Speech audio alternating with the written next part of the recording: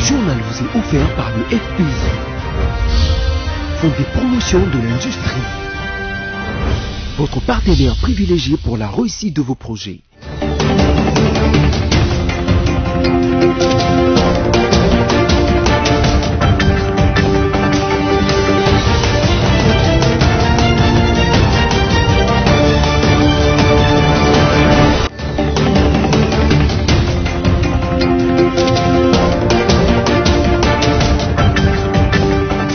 Fidèles de BSC TV, bienvenue à ce nouveau numéro du journal dont voici le sommaire.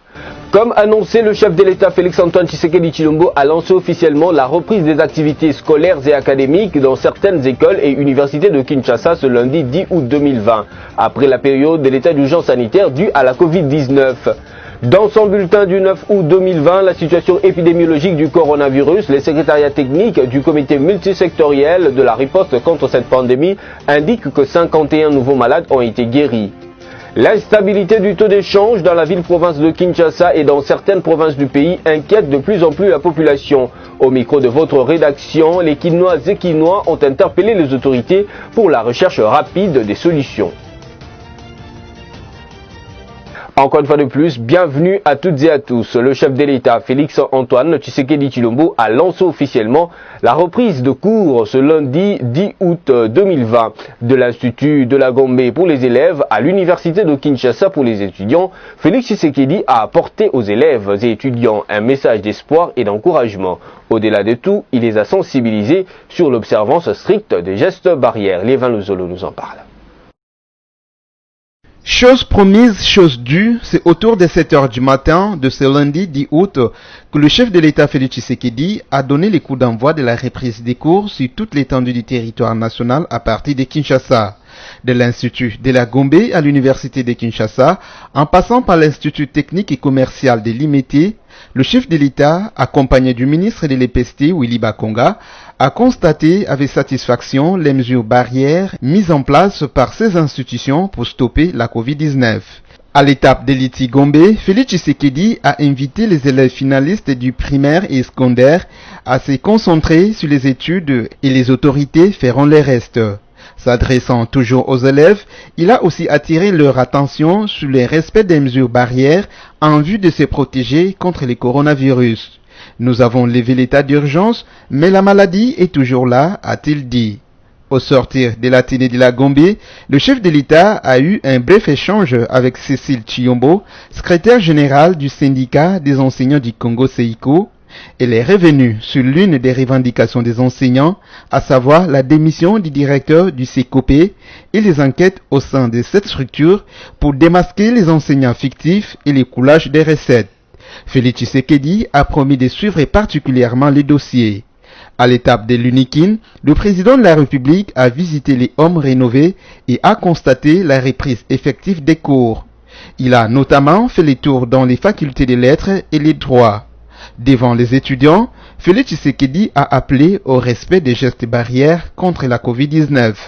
Il a aussi promis de maintenir les contacts permanents avec les représentants des étudiants pour toujours être informés de leurs difficultés.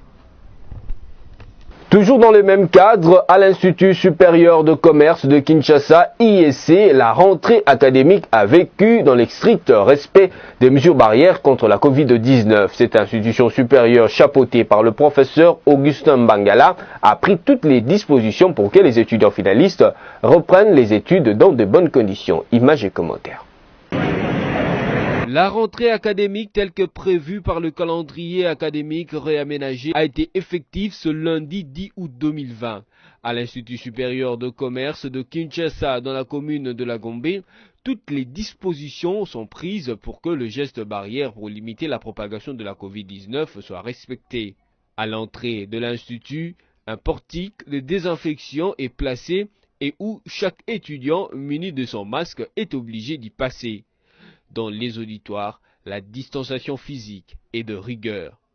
Après plusieurs mois passés à la maison pour des raisons de la Covid-19, les étudiants n'ont pas caché leur joie de reprendre le cours tout en appuyant le respect de gestes barrières. On avait presque perdu l'espoir parce qu'on se disait, on est presque à la fin, disons, Du coup, comme ça, on reprenne encore l'année, ça faisait un peu perturber nos programmes. Et vu qu'on a repris, c'est déjà un énorme plaisir qu'on a. Et les dispositions qu'on a trouvées ici, franchement, depuis qu'on est là, je crois que comme ça va vraiment. Parce que je suis là dans la salle, j'étudie tranquillement. Et je remercie Dieu parce qu'il a presque réalisé ce que j'avais souhaité.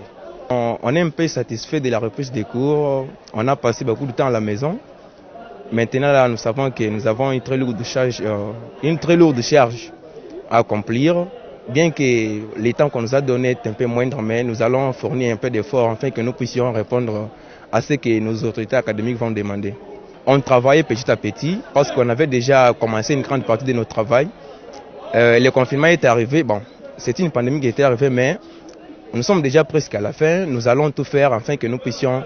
C'est notre travail quand même. C'est notre travail. Nous allons tout faire afin de défendre notre titre. En sa qualité de directeur général, le professeur Augustin Mbangala Mapapa confirme la flexibilité de son administration dans le respect des mesures édictées par les autorités. En même temps, il a rassuré que cette année, l'IEC fera de son mieux pour que la formation dispensée soit de qualité. 2020, comme cela avait été décidé au niveau du gouvernement, est relayé par notre ministre des tutelles, c'est-à-dire le ministre de l'Enseignement supérieur et universitaire de la RDC. Sur son instruction, nous avons pris toutes les dispositions qui s'imposent afin que la reprise de cours se fasse dans de très bonnes conditions, à la fois pour les enseignants, personnel académique, personnel scientifique, pour nos administratifs, techniques et ouvriers, ainsi que pour les étudiants que les parents nous ont confiés. Alors, comme vous le savez, il n'y a que des mesures barrières que nous devons prendre, étant donné que la pandémie n'est pas encore finie. Et la première mesure barrière consiste à ce que tout étudiant et tout personnel qui entre à l'IEC doit devoir disposer de ce que vous appelez un cache-nez ou un masque. Ça, c'est fondamentalement important, que ce soit dans la cour de l'IEC ou dans la salle de classe, comme vous venez d'ailleurs de le constater à travers les cours qui ont déjà démarré. Mais avant même d'entrer dans l'enceinte de l'IEC, tout étudiant doit passer, toute personne qui entre à l'IEC doit passer par le portique que nous avons mis à l'entrée sur 24 novembre. Et il y a aussi un autre portique de l'autre côté. Mais ce n'est pas suffisant. Devant des salles de classe, nous avons mis des lave-mains afin que les étudiants, avant d'accéder à la salle de classe, puissent se laver les mains, et nettoyer les mains avec le savon.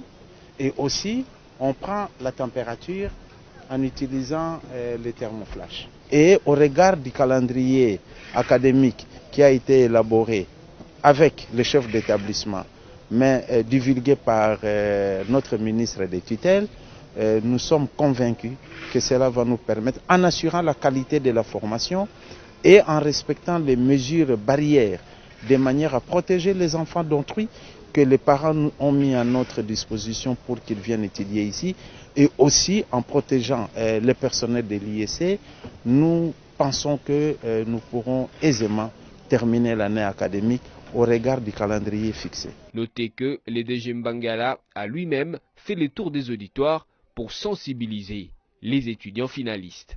Vous y appliquer, parce que si vous ne le faites pas, non seulement vous vous mettez en danger. La reprise de cours, on en parle encore ce lundi 10 août 2020. Les élèves ont dans la totalité respecté les mesures barrières selon un constat de nos reporters fait au complexe scolaire Anuarité. Nous sommes dans la commune de la Gombe à Kinshasa, Alice Kamango.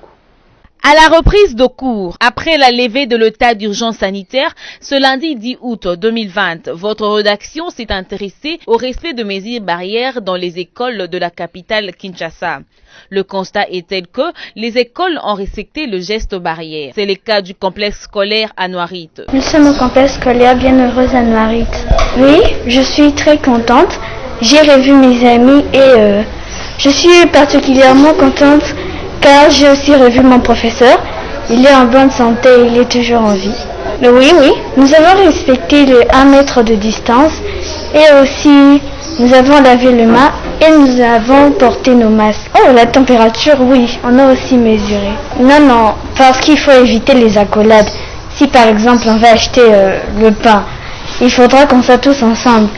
et il peut y avoir risque de contamination.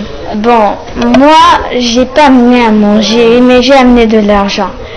Mais je ne sais pas si parmi mes camarades, ils ont amené de la nourriture. J'achèterai. J'attendrai que les gens diminuent et j'essayerai d'acheter quelque chose. Je peux voir ce que je vais acheter là-bas. Non, il suffit juste de respecter les gestes barrières et tout ira bien. Le directeur de l'école Anouarite, Monsieur Stani Vumbi, dit avoir mis toutes les dispositions pour éviter la propagation de la Covid-19 dans son école. Avant, depuis la semaine passée, il y avait les directeurs de la province. Donc les directeurs de la province, et Kin Lukunga, nous a réunis pour les dispositions. Il y a d'abord la prise de température à l'entrée et le lavage des mains et la distanciation. Bon, en tout cas, la quantité que la division nous a donnée était insuffisante. Nous avons dispatché, nous avons divisé, nous n'avons que 18 élèves. Compte tenu de notre... Notez que le cours ont débuté à 7h30 pour prendre fin à 11h juste. Tout à fait autre chose à présent, le président de la République, Félix-Antoine Tshisekedi Tshilombo, a instruit le gouvernement central d'apporter un appui financier au service national pour l'évacuation de 5000 tonnes de maïs vers les centres de consommation. C'était au cours du 43e Conseil des ministres tenu vendredi 7 août 2020. Merveille Bavabébaï pour les détails. La 43e réunion du Conseil des ministres du vendredi 7 août 2020, présidée par le chef de l'État Félix-Antoine Tshisekedi Tshilombo, a tourné autour de 4 points à l'ordre du jour. Il s'agit notamment de la communication du président de la République, les points d'information, l'approbation d'un relevé des décisions du Conseil des ministres, ainsi que l'examen et l'adoption des dossiers. Dans son speech, Félix-Antoine Tshisekedi a instruit le gouvernement à travers le ministre des Finances de décaisser en urgence un fonds de soutien au service national pour permettre l'acheminement vers les centres commerciaux de 5000 tonnes de maïs produites par cet organe spécialisé. Il a aussi évoqué au cours de cette réunion l'arrivée dans les prochains jours de la délégation allemande en vue de l'implantation des suites de la visite du chef de l'État dans la capitale allemande. L'échange avec les patronats et la nécessité de finaliser les cadres de collaboration entre le gouvernement et la cellule climat des affaires CAA. Les opportunités de la justice transitionnelle des victimes des crimes commis en RDC ont aussi été traitées, mais également la doléance des sociétés pétrolières des zones sud et est plaidant à la régulation de leurs charges d'exploitation. Une question qui a fait l'objet de la rencontre entre le Premier ministre, le ministre des Hydrocarbures et celle de l'économie nationale avec l'autorité suprême Félix Tshisekedi ce lundi à 10 août 2020. Et puis, le vice-premier ministre, ministre de l'Intérieur, Gilbert Kankonde, procède à l'identification de toute personne détentrice d'une arme d'autodéfense. Un délai de 3 mois est accordé pour ce faire à toute personne détenant une arme à feu de se présenter devant les offices de la Commission nationale de contrôle des armes légères et des petits calibres et réduction de la violence armée. Espérance Louvounou signe ce reportage. Le vice-premier ministre de l'Intérieur, Sécurité et Affaires coutumières, Gilbert Kankonde, accorde 3 mois à toute personne détentrice d'une arme à feu d'autodéfense ayant un permis de port d'armes ou non pour se présenter aux offices de la Commission nationale de contrôle des armes légères et de petits calibres, de la réduction de la violence armée, CNC-ALPC en sigle. D'après un communiqué signé par Gilbert Kankonde, ces opérations vont se dérouler sous la coordination du secrétaire permanent de la CNC-ALPC au sein du ministère de l'Intérieur, situé sous le boulevard Triomphal, immeuble de la territoriale dans la commune de Lingwala. Le VPM de l'Intérieur précise que, de passer ce délai de 3 mois, les récalcitrants seront sanctionnés conformément à la loi. Ici est de noter que Gilbert Kankonde a eu à déplorer la récrédence de la criminalité dans plusieurs provinces du pays, eu l'occurrence celle de l'Est où les attaques de criminels armés sont devenues monnaie courante. Parlons santé à présent, 35 nouveaux cas confirmés, 51 personnes guéries, aucun nouveau cas à en croire le dernier bulletin du comité multisectoriel de la riposte contre la Covid-19 rendu public ce lundi 10 août 2020. Ce reportage est signé Christelle Guéna. Selon le bulletin de l'Institut national des recherches biomédicales sur la situation épidémiologique en République démocratique du Congo de ce dimanche 9 août 2020, rendu lundi 10 août, 35 nouveaux cas ont été confirmés, dont 22 au Nord Kivu, 7 dans les Hauts-Katanga, 3 dans les Hauts-Ouélé, 2 au Nord Ubangi et 1 à la Tchopo. Rappelons que depuis le début de l'épidémie déclarée le 10 mars 2020, le cumul des cas est de 9 489, dont 224 décès enregistrés, 8 363 personnes guéries et 17 provinces touchées. En plus, 267 échantillons ont été testés. 51 nouvelles personnes sont sorties guéries des centres de traitement Covid-19 et des patients suivis à domicile, dont 39 à Kinshasa et 12 dans les autres provinces, et aucun nouveau décès parmi les cas confirmés n'a été enregistré. Les autorités politiques et administratives, personnels de santé et leaders d'opinion ne cessent d'appeler les couches de la population à observer scrupuleusement les gestes barrières, et cela pour être à l'abri de la contamination et endiguer la pandémie une bonne fois pour toutes. Société à présent, à l'initiative du camp Rafa et son partenaire Shaina, les enfants de l'orphelinat Cris des Orphelins situé au quartier Boadi dans la commune de Ngaliema ont bénéficié des examens médicaux contre la malaria et la fièvre typhoïde dimanche 9 août 2020. La rédaction de BSC TV y a été pour votre plaisir. Le camp Rafa, une organisation non gouvernementale spécialisée dans le domaine de la santé, a effectué une visite au siège de l'orphelinat Cris des Orphelins au quartier Boadi dans la commune de Ngaliema dimanche 9 août 2020. Le but de cette visite, organiser des examens médicaux pour une cinquantaine d'enfants hébergés dans cet orphelinat. Avec son partenaire Shaina, les médecins du camp Rafa ont procédé aux examens de la malaria, de la fièvre typhoïde et d'autres maladies. Outre les examens, le premier soin ont été donnés à certains d'entre eux.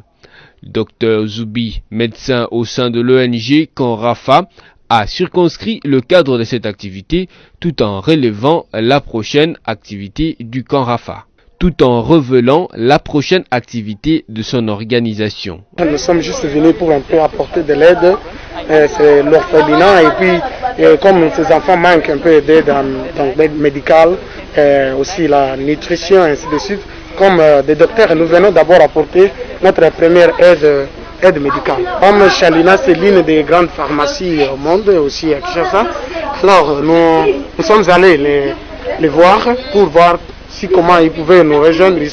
Ils étaient aussi gentils de nous rejoindre et aussi d'apporter un peu d'aide. Voilà, alors la prochaine activité c'est pour aller au moins vers les femmes, avoir au moins la campagne médicale pour les femmes. Notez que l'ONG Camp Rafa a pour mission d'aimer les gens au-delà des frontières, de couleur et de la race. Elle prend soin de vous et de votre santé. Changeons de chapitre, le gouverneur de la province du Tanganyika, Zoé Kabila, a effectué un bref passage avec sa famille dans la province du Lualaba la semaine dernière. Zoé Kabila a échangé en tête-à-tête avec son homologue Richard Muyej, ce avant de prendre la direction de la province du Haut-Katanga, précisément de la ville de Lubumbashi. Images et commentaires. C'est accompagné de sa famille que le gouverneur de la province du Tanganyika, Zoé Kabila, a atterri à Kolwezi, chef-lieu de la province du Lualaba, jeudi 8 août 2020. Accueilli à l'aéroport par une délégation des ministres provinciaux du Lualaba, le patron de l'exécutif du Tanganyika a pris la direction du gouvernorat du Lualaba où l'attendait son homologue Richard Muyej Mangenzmans.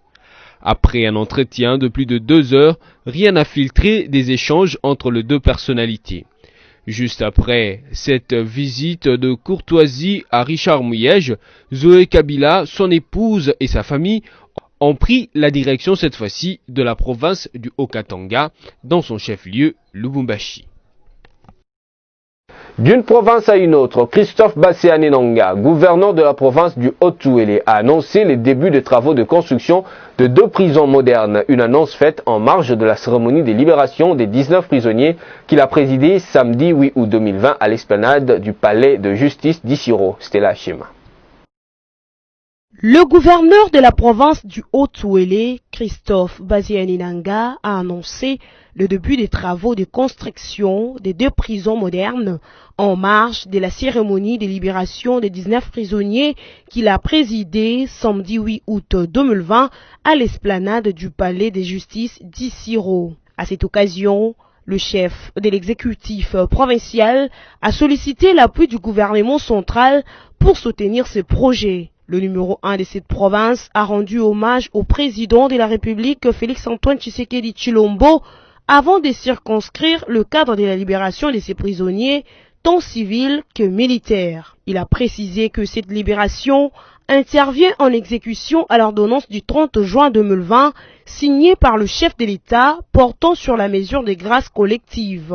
Les temps forts de cette cérémonie a été la remise des fiches de liberté à chaque prisonnier bénéficiaire de la grâce présidentielle par le gouverneur de province, mais aussi des outils rudimentaires de travail manuel avec une enveloppe pour la réinsertion sociale de chacun d'eux. Il s'est signalé que cette grande cérémonie a été auréolée de la présence des autorités politico-administratives et judiciaires de la province, dont le président de la Cour d'appel du Haut-Touélé et les membres du comité provincial de sécurité. Carnage signalé dimanche 9 août en Ituri. Cette tuerie qui a causé 5 morts a été attribuée à une frange des assaillants Codeco qui se sont attaqués au village Lycéi dans le territoire de Djougou. Pourtant, 3000 combattants Codeco ont adhéré au processus de paix samedi 8 août 2020, processus initié par Félix Tshisekedi, président de la République. Merveille Bavabeba, il nous en parle. Pas plus tôt que dimanche 9 août 2020, 5 civils ont perdu la vie après une attaque armée perpétrée par une frange des milices de la Codeco au sein du village Lycéi dans le secteur de Banyoli Kilo en territoire de Djougou dans la province de l'Ituri. Pourtant, un jour avant cette tuerie, plus de 3000 combattants de cette milice basée à Lodjo, son plus grand bastion en territoire de Djougou, ont quitté la brousse pour adhérer à la vision du chef de l'État, Félix-Antoine Tshisekedi Tshilombo, qui a délégué une équipe de seigneurs de guerre sur place. Cette délégation a, à travers son chef de file, Floribert Ndjabou, invité le gouvernement congolais à agir sans tarder pour le maintien de la paix après ce carnage. Le gouvernement est vraiment appelé à mettre des moyens conséquents parce que si il peut continuer à passer 2, 3, 5 ou 6 semaines dans la brousse, il y a un risque que nous puissions revenir encore à l'éternel recommencement. Donc je lance un appel solennel à son excellence le président de la République pour que lui prenne vraiment toutes les dispositions requises et que cette fois-ci nous ne puissions plus échouer à cause des moyens. La prise en charge et le respect des engagements pris par le gouvernement ont été les sujets au centre de la réunion entre le gouverneur de cette province, Jean Bamanissa, et le comité provincial de sécurité. La question de la sécurité, c'est une question de chaque foyer, de chaque citoyen. Tout le monde avait été surpris à Bédou et Zekere par la présence de ces éléments si près de la ville. Nous devons être prudents. Le processus pacifique évolue déjà positivement, bien que certaines branches de cette milice restent encore insatisfaites. La délégation en charge de ce processus de paix avait mis en garde d'autres troupes de malfaiteurs qui sèment la terreur et la désolation dans ces coins du pays. D'une province à une autre, Bosco Mushikiwa, directeur général de l'Institut supérieur de développement rural de Bukavu, ISDER, en sigle, a été copieusement tabassé par les agents de son institution samedi 8 août 2020 qui manifestaient pour réclamer son départ de la tête des comités de gestion de cette institution supérieure. Stella Achema. Bosco Mushikiwa, directeur général de l'Institut supérieur de développement rural de Bukavu, a été blessé par les agents de son institution qui manifestaient pour réclamer son départ à la tête du comité de gestion samedi 8 août 2020. Selon les informations recueillies sur place, les groupes de Bosco Mushikiwa auraient forcé son entrée dans les installations de l'ISDR contrairement à la volonté des manifestants qui ne voulaient pas sa présence, surtout ces derniers jours où ils sont en colère. Une résistance s'est observée entre les deux parties, ce qui a dégénéré malheureusement à des actes violents. Le DG Bosco Mushukiwa en est sorti avec un visage amoché. Il a été sérieusement blessé au visage, le sang a enveloppé d'ailleurs sa figure quand il a été évacué, a expliqué un témoin. Les organisations de la société civile ont condamné cet acte. Elles estiment que les autorités compétentes devraient s'impliquer afin que les auteurs et commanditeurs de cet incident soient dénichés et poursuivis par la justice. Et puis, les Quinois apprécient différemment la mesure d'interdiction d'affichage à l'extérieur du taux de change par les cambistes et le bureau d'échange. Ceux rencontrés ce jour par votre rédaction se sont exprimés à ce sujet au micro de nos reporters Sami Bosongo et Générose Essingo. Suivez les détails. Qu'est-ce que les Quinois pensent de la mesure prise le 4 août 2020 par la Banque centrale du Congo? Interdiction faite au bureau d'échange et cambistes d'afficher le taux d'échange à l'extérieur. C'est à la recherche des réponses à cette question et à ses implications que votre rédaction s'est lancée ce lundi ensoleillé de la saison sèche par les artères et les rues de la capitale congolaise. Cette mesure est une escroquerie aux dépens du peuple. Si les autorités doivent baisser les taux de change, qu'elles les changent une fois pour toutes et que les cambistes affichent le taux d'échange. On ne doit pas imposer aux cambistes de ne pas afficher à l'extérieur le taux d'échange et demander aux gens de s'informer sur le taux à l'intérieur du bureau d'échange. Ne voyez-vous pas qu'ils n'ont rien fait? Puisqu'on impose qu'on n'affiche pas à l'extérieur, mais si quelqu'un va à l'intérieur et voit qu'on change seulement à 2000 francs congolais les dollars américains, qu'est-ce qu'on a fait là? On n'a rien fait. C'est de l'escroquerie. On est en train d'escroquer la population. Je peux dire que cette mesure n'a aucun avantage parce que jusqu'à présent, on ne sait pas de quoi cette affaire retourne. Nous, le peuple, on est un peu dans la confusion parce que là, le taux est de 1900 francs le dollar américain, ici 1800 francs le dollar américain.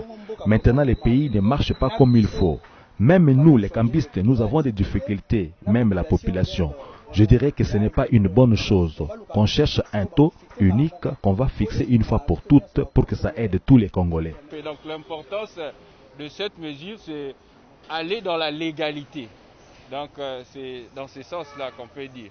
Quand je dis la légalité, c'est-à-dire la Banque centrale vous reconnaît comme cambiste et quand vous êtes cambiste, vous n'avez pas besoin d'afficher ce taux-là.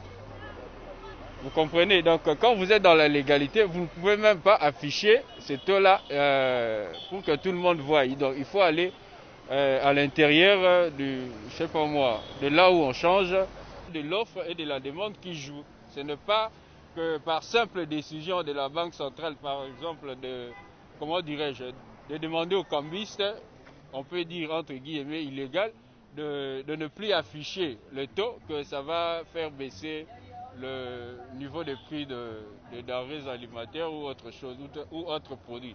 Donc c'est ça. L'on rappelle que pour contenir la spéculation sur le cours de la monnaie nationale à cause de son impact nuisible sur la stabilité du cadre macroéconomique, la Banque centrale du Congo a levé le mercredi 29 juillet lors d'une conférence de presse 3 mesures pour stabiliser à court terme le franc congolais sur le marché congolais.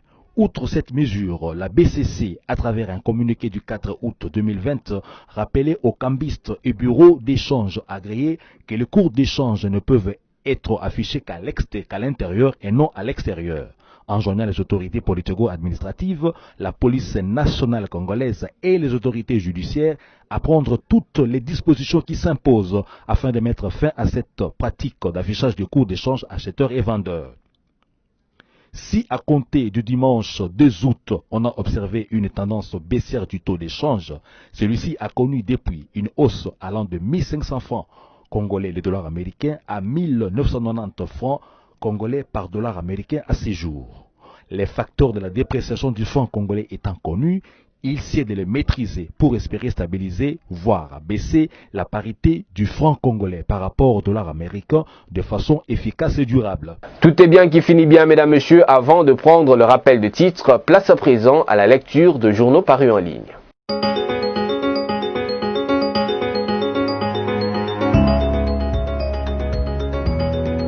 Bienvenue à cette revue de presse en ligne. Commençons avec actualité.cd qui titre « Face à Tshisekedi, le CEICO réitère la demande d'une enquête indépendante sur la paie des enseignants et la clarification de la situation des nouvelles unités ». Cécile Chiyombo, secrétaire générale du syndicat des enseignants du Congo CEICO, a échangé avec Félix Tshisekedi ce lundi à l'Athénée de la Gambie. Dans ce bref échange, elle est revenue sur l'une des revendications des enseignants. Nous sommes fatigués de la manière dont les CECOP traitent les enseignants. Nous avons demandé qu'on nous donne les fichiers des nouvelles unités pour qu'on sache d'où viennent ces enseignants. Les CECOP nous a dit que même si le ministre le demande, il ne va pas le faire, a-t-elle dit au chef de l'État. Et d'ajouter, nous avons vu que 800 millions de dollars américains sont arrivés. Nous nous sommes dit que le ministre va se faire rouler. Nous avons organisé un sit-in et nous avons demandé au directeur des CECOP de démissionner. Nous avons demandé l'enquête. Vous avez également demandé cette enquête et nous vous remercions pour cela. Nous avons voulu organiser une marche, mais on l'a suspendu. Nous demandons que les enquêteurs soient indépendants avec les délégués du gouvernement et des enseignants. Félix Tshisekedi a promis de suivre particulièrement ces dossiers. Poursuivons cette revue avec Okapi.net qui écrit « Tchopo, les professeurs de l'UNIKIS reprennent leur mouvement de grève ». Les professeurs de l'université de Kisangani Unikis, dans la province de la Tchopo, ont repris la grève illimitée à partir de ce samedi 8 août. Cette décision a été prise à l'issue d'une assemblée générale extraordinaire tenue le même samedi à la faculté des sciences de l'université de Kisangani. Ils conditionnent la reprise des cours à la satisfaction de leurs revendications conformément aux accords avec les gouvernements congolais signés le 13 octobre 2017. Bouclons cette revue de presse avec l'agence congolaise de presse ACP qui titre « Les autorités congolaises confirment le retrait des troupes zambiennes de leur territoire ». Le ministre de la Défense nationale et ancien combattant Emengo Imokena a confirmé le retrait total des troupes zambiennes du territoire congolais au cours de la 43e réunion du Conseil des ministres présidée vendredi par vidéoconférence par le président de la République Félix Antoine Tshisekedi Tshilombo. L'armée zambienne s'est complètement retirée des localités de Kalubamba et Kibanga et les populations autochtones regagnent leurs cités habituelles, a souligné le ministre Emengo Imokena, ajoutant qu'un rapport technique comprenant les tracés définitifs de la frontière ainsi que le budget global des travaux de démarcation a été endossé par la communauté de développement de l'Afrique australe SADC. Fin de cette revue de presse, merci à vous qui nous avez suivis.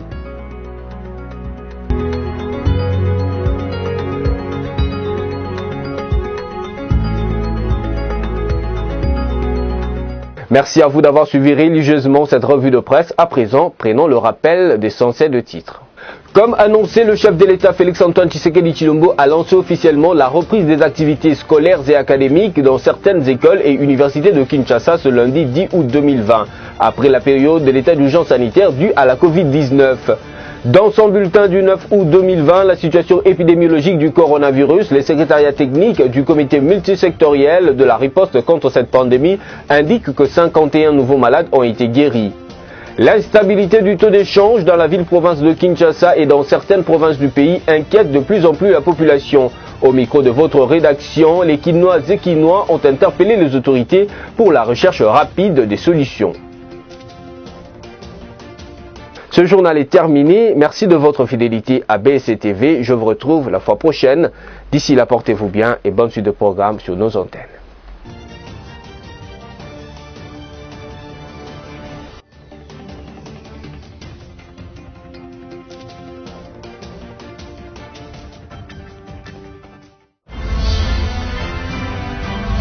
Ce journal vous a été offert par le FPI, Fonds des promotions de l'industrie, votre partenaire privilégié pour la réussite de vos projets.